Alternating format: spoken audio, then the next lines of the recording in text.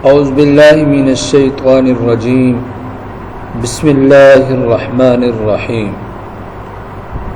Islamic education channel پر سب سامعین کو خوش آمدید کرتا ہوں، ویلکم کرتا ہوں۔ دعا کرتا ہوں کہ اللہ تعالیٰ آپ کو سلامت رکھے، خوش رکھے۔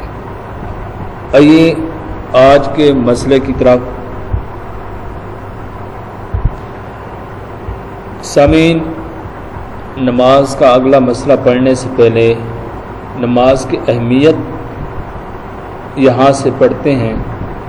یہ جو نماز ہم پڑھتے ہیں یہ کیا چیز ہے، اس سے ہمیں کیا فائدہ ہوتا ہے۔ آسٹریلیا کے ایک ماہر کا مشورہ، ایک پاکستانی دل کے مرض میں مبتلا علاج کراتے کراتے آخرکار جب آسٹریلیا میں علاج کے لیے پہنچا، وہاں کے مشہور ماہر امراض قلب نے ان کے مکمل معائنہ کے بعد کچھ ادویات اور ایک ورزش تجویز کی کہ آپ میرے فضے وارڈ میں ورزش میری نگرانی میں 8 یوم کریں۔ اسے جب ورزش کرائی گئی تو مکمل خشوع اور خضوع اور تسلی والی نماز ہی تھی۔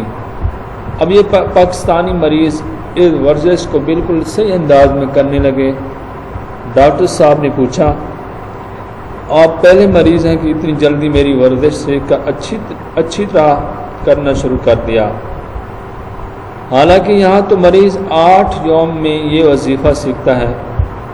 تو مریض نے بتایا کہ میں مسلمان ہوں اور یہ طریقہ بالکل نماز کی طرح ہے، اس لیے مجھے اس کے سمجھنے میں بالکل پریشانی نہیں ہوئی۔ تو ڈاکٹر نے دوسرے روز اس مریض کو ادویات اور خاص ہدایت اس ورزش کے بارے میں دے کر رخصت کر دیا۔ سنت نبوی اور جدید سائنس، وہاں سے یہ واقعہ لیا گیا ہے۔ اگلا مسئلہ ہے کہ آسمان کی طرف دیکھ کر نماز پڑھنا کیسا ہے۔ نماز کے دوران آسمان کی طرف آنکھ اٹھا کر دیکھنا مکروہ ہے۔ آپ صلی اللہ علیہ وسلم نے فرمایا کہ نماز کی حالت میں جو لوگ آنکھیں اٹھا کر آسمان کی طرف دیکھتے ہیں ان کی بینائی جاتی رہے گی یا کمزور ہو جائے گی، تو اس سے ہمیں بھی بچنا چاہیے۔ اگلا مسئلہ یہ ہے کہ اگر نماز پڑھتے پڑھتے آفتاب نکل آیا، یعنی سورج نکل آیا، تو کیا کرنا ہے۔ اگر کوئی شخص فجر کی نماز پڑھ رہا تھا اور نماز کے دوران یا قاعدہ آخرہ میں سورج طلوع ہو گیا تو نماز فاسد ہو جائے گی اور بعد میں اس نماز کو دوبارہ ادا کرنا لازم ہوگا۔ آفس میں جماعت کرنا، اگر قریب میں اہل حق کی مسجد ہے تو مسجد میں جا کر جماعت کے ساتھ نماز پڑھنا ضروری ہے۔ مسجد کی جماعت کو چھوڑ کر آفس میں جماعت کرنا سنت کے خلاف ہے اور مسجد چھوڑنے کا گناہ بھی ہے۔ اگلا مسئلہ پڑھتے ہیں۔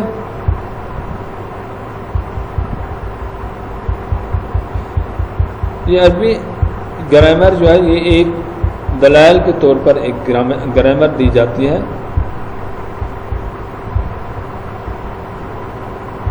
یہاں ایک اور نماز کی فضیلت کے بارے میں ایک واقعہ اور حدیث بیان کی جا رہی ہے۔ آگ پر پانی ڈالو۔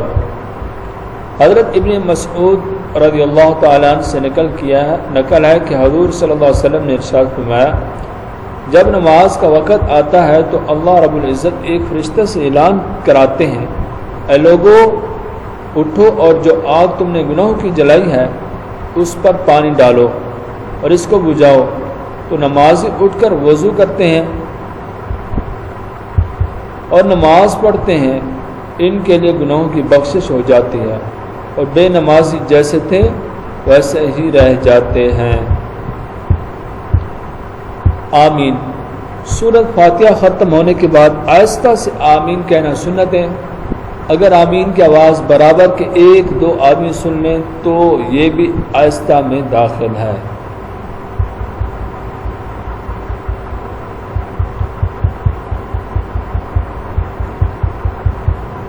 اگلا مسئلہ یہ ہے کہ آمین بلند آواز سے کہہ دی. اگر کسی نے بلند آواز سے آمین کہہ دی تو اس پر سجدہ سہو واجب نہیں ہے. آمین کہہ دی دوسرے سے دعا سن کر. اگر کسی شخص نے نماز کی حالت میں دوسرے شخص کی دعا مانگنے پر نماز کی حالت میں آمین کہہ دی تو آمین کہنے والے کی نماز فاسد ہو جائے گی. آمین کہہ دی دوسرے سے فاتحہ سن کر.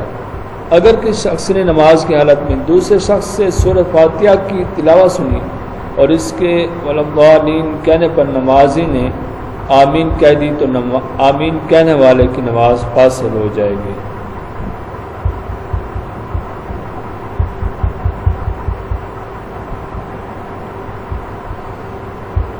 آمین کہنا امام اور تنہا نماز پڑھنے والے مرد اور عورت کے لیے سورۃ فاتحہ کے ختم پر آہستہ سے آمین کہنا سنت ہے.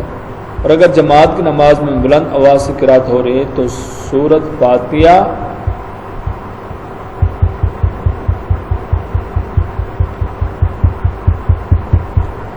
کے ختم ہونے پر مقتدیوں کے لیے آہستہ سے آمین کہنا سنت ہے.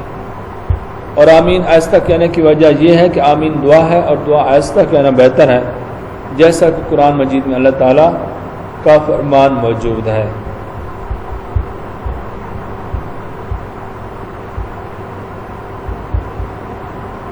جی مجھے اپنی دعاؤں میں یاد رکھنا. السلام علیکم ورحمۃ اللہ وبرکاتہ.